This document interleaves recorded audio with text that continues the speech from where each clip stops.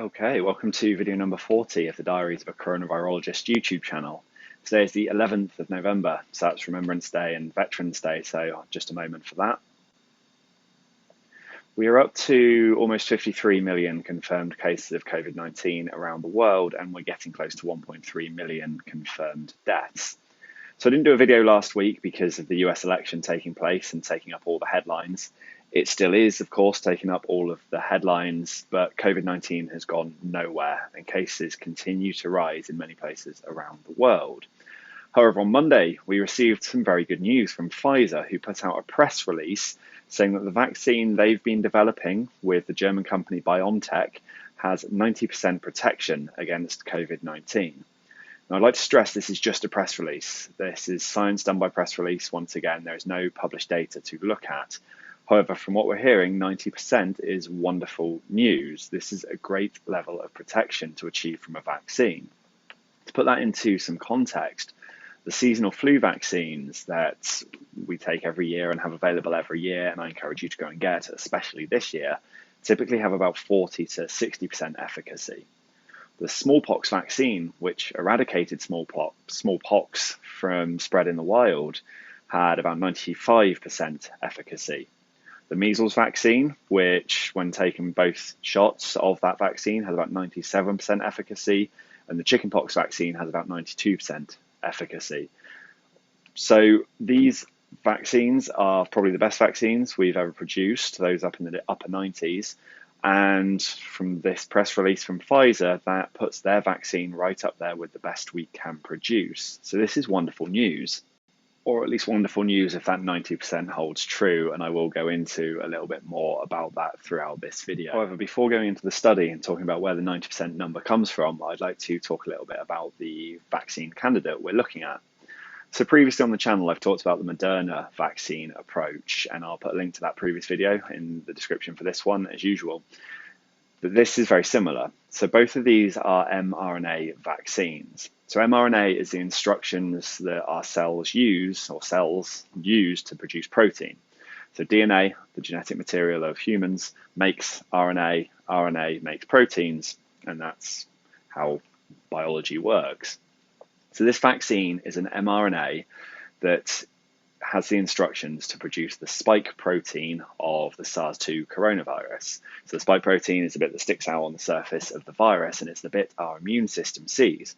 So when people become infected with the SARS-2 virus, the immune system sees the spike protein, mounts an antibody response to that, and those antibodies target the spike protein to try and block infection and to keep us protected.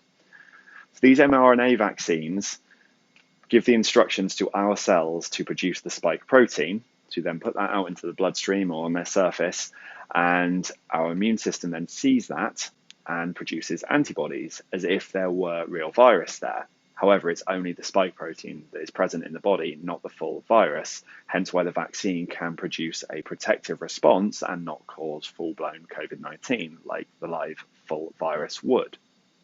So that's the way this vaccine is supposed to work, and all the preclinical data that's been done in animal models and the phase 1 and the phase 2 trials have all been really promising with this vaccine. Now we're in phase 3. So here they are looking at around 44,000 people in 6 countries around the world. So in USA, Germany, Brazil, Argentina, South Africa, and Turkey. So this is a good spread of ethnic backgrounds and diverse geographical regions, and they're looking to see if their vaccine works. So their 44,000 or so people are either receiving the vaccine or they're receiving a placebo. And the assessment is being made on whether there is or are any safety issues, ideally there's going to be none, and whether the vaccine is providing protection, whether it is effective at blocking infection by the SARS-2 virus as we would want it to be. Now, this trial is still very much ongoing. What Pfizer put out is a press release for an interim report on that trial that is still ongoing. So they put this out because they hit a preset marker of 94 people developing COVID-19 across their whole trial. So be that placebo or vaccinated, they've hit 94 cases of COVID-19, which was the predefined marker. Now, I suspect that they've probably hit that a little bit sooner than they might have anticipated when they were designing this trial, because of the huge uptick in cases in America and across Europe and places where they're doing these vaccine trials.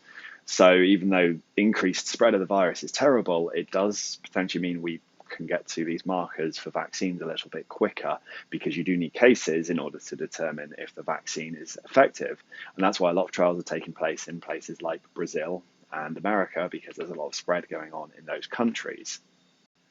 So because we don't have the full data to look at, I can only assume that this 90% number, and the fact that they've got 94 cases, means that about 85 people who received the placebo vaccine have developed COVID-19, and about 9 people who received the vaccine have developed COVID-19. So of that 94, 90% of them probably developed COVID-19 who weren't vaccinated or received the placebo vaccination. And this, as I say, is great news. 90% is an amazing number to hit, as I was illustrating at the top of the video. This isn't the end of the story, though. The trial, as I say, is still very much ongoing, and they're going to be continuing until about 164 cases, I read.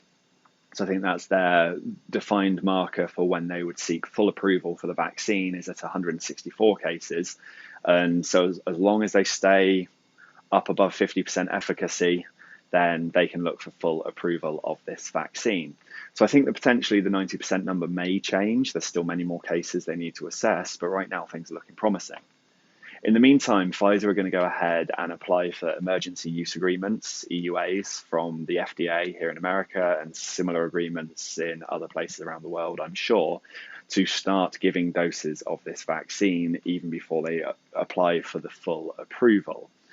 Pfizer have come out and said that they expect to be able to produce 50 million doses by the end of 2020, and by the end of 2021, they think they'll be able to produce 1.3 billion doses. So again, this is great. However, the vaccine is a 2-dose vaccine. So people need to get a shot, get the first shot, wait 3 weeks and get a second shot. So there's a 3-week gap between the 2 shots. So producing 50 million doses by the end of 2020 means 25 million people being vaccinated, and hitting 1.3 billion by the end of 2021 means 650 million people being vaccinated. So that's good. However, there are 7.8 billion people on the planet, so that's covering under 10% of the world's population. So it's a long way off achieving a herd immunity as we would like to. That said, though, because this is an mRNA vaccine, which is very similar to what Moderna are doing, the fact that this is working so well gives promise for the other vaccines that use similar approaches. Another vaccine I've talked about a lot on the channel is the ChAdOx vaccine from Oxford University, which uses DNA. So again, as I was saying, DNA makes mRNA, makes protein, so it's just going one step back. So it's a very similar approach, slightly different technology, but very similar. So if this approach is working for one, we may have hope that the other approaches and from other companies may also work. Then if they can all produce billions of doses or hundreds of millions of doses, this allows us to cover even more people. So even though this vaccine is not going to cover the whole world anytime soon, it does give hope that others may be able to pick up more and more numbers. So while there's hope for the other vaccines, we don't know about those yet. So let's just focus on Pfizer. As I say, they're trying to get 25 million people vaccinated by the end of this year and 650 million vaccinated by the end of next year, which doesn't cover a huge amount of the world's population. Therefore, there's going to have to be prioritization. Obviously, the people who are going to be at the top of those lists, and very much should be, are the frontline healthcare workers and those who are most at risk of developing severe disease. So the frontline healthcare workers are putting themselves in harm's way, dealing with people who have this virus, and those at most risk are the ones who are going to have the most severe disease. So they're the ones who should receive this vaccine first.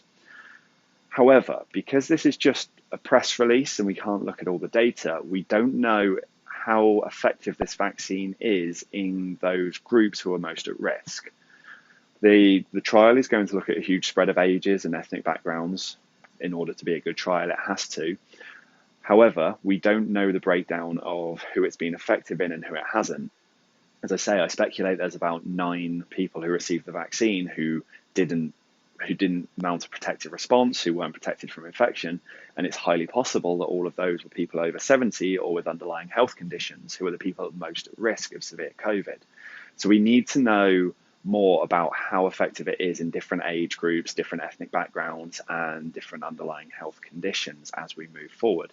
However, it is great, again, I still want to keep stressing this is great news. There are just caveats that we need to consider.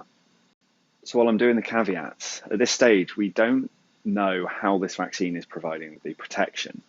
It could either be completely blocking infection, which would be great. That's the gold standard. That's what we really want. But it could also be preventing severe disease. So the flu vaccine, for example, it doesn't always block you from being infected by flu. However, there is a lot of good evidence that it limits the severity of that flu you develop when you're infected. So this vaccine could be doing something similar, which is good. We want to see that. We want people to not be developing severe COVID-19. However, if people are still being infected, even though they've had the vaccine, they can still potentially transmit it. So this vaccine then wouldn't give us much level of herd immunity, because those people can still transmit the virus onwards. So we don't know that yet, but that's just another caveat that comes with the fact this is just press released science and we don't have all the data available to look at. And of course, an obvious caveat to point out is we don't know how long lived this immunity will be. We just haven't had the time to look at that yet. This is hot off the press news, so we have no idea how long lived this protection will be. So far, 90% people have been protected by receiving the vaccine, but we don't know how long that will last, and whether those people will be susceptible in a few months' time or in years' time or whatever it is. Now, the final caveat I would like to mention is a logistical caveat. So this vaccine is stored at -80 Celsius. So that's about 4 times colder than your average freezer that you have at home. So those are about -20 Celsius. And freezers that maintain a temperature of -80 Celsius come with some issues. Not least, they have to maintain a very cold temperature, but they're also big and heavy machines. I'm stood next to two here. I'm about 6'1", and they've got a few inches on me. They also produce a lot of heat, which is why there's a big fan running in this room, making a lot of background noise. And they are, of course, very expensive. So this adds a big logistical challenge to distributing this vaccine and storing this vaccine before giving it to people. So Pfizer have come out to say that they are looking into more portable ways. So essentially having coolers to transport this vaccine in, with big ice packs that keep the cooler at about -80 Celsius and have a temperature sensor on there to monitor the fact that that works. They're saying that these can last for about 10 days. However, those are, again, expensive. They need to be produced and purchased and all of those kind of things. So there's still a lot of logistical challenges that need to be worked out with distribution of this vaccine. However, with those caveats said, this is still fantastic news and we should be very happy. Approval was going to be given, or is going to be given, at 50% efficacy for this vaccine, similar to what we get for flu. So to see somewhere near 90%, even if that changes slightly as the trial finishes, that's brilliant. Of course, it's going to take time to actually get that vaccine out and to vaccinate people, though. So that does mean COVID isn't over. We are still going to have to be dealing with this for quite a long time. So we still need to keep doing physical distancing. We still need to keep wearing masks. We still need to keep washing our hands and be sensible about our interactions with people. Even though this is great news, it's not the end of COVID. And I really still think we're in for a rough winter. Already a lot of places are going into lockdown, and we're seeing spikes in cases in many parts of the world. So I implore you to not think that everything is over, and please keep doing all the things to keep yourself and others safe. The other one, of course, that I always say nowadays is go and get the flu shot if you are able to, because that is, of course, coming in now as well, now that we're hitting winter in the Northern Hemisphere. So that's just my public service announcement bit. But to end on a positive note, 90% is an amazing number. Let's not take anything away from that. This is good news. This is a good news week for our fight against COVID-19. Anyway, with all that said, thank you for watching. If you found the video useful and informative, please drop a like for the YouTube metrics and feel free to share it with anyone who might find it useful. And if you're new around here, subscribe if you like this video and if you want to get notifications for the new ones. As always, please stay safe, wash your hands, wear a mask, and keep calm and carry on. We will eventually get through this pandemic.